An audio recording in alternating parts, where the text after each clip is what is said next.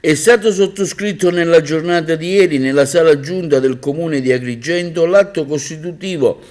del consorzio denominato Consorzio tra Comuni Agrigentini per la legalità e lo sviluppo,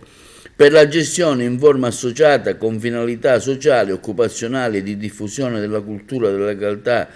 dell'Agenzia Beni degli immobili confiscati in atto facenti parte del patrimonio indisponibile degli stessi, nonché di eventuali altri beni confiscati alla criminalità organizzata che gli enti aderenti e i soggetti istituzionali preposti per legge vogliono conferire alla forma associativa consortile. Il documento è stato sottoscritto dai sindaci di Agrigento, Favara, Palma di Montechiaro, Siculiana, Ioppolo Giancazio e Montevago.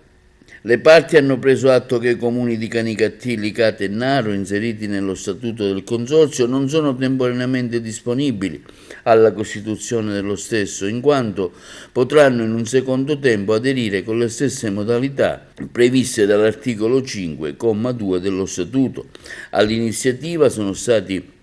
presenti il prefetto Filippo Romano, il comandante provinciale dei Carabinieri, colonnello Vittorio Stingo.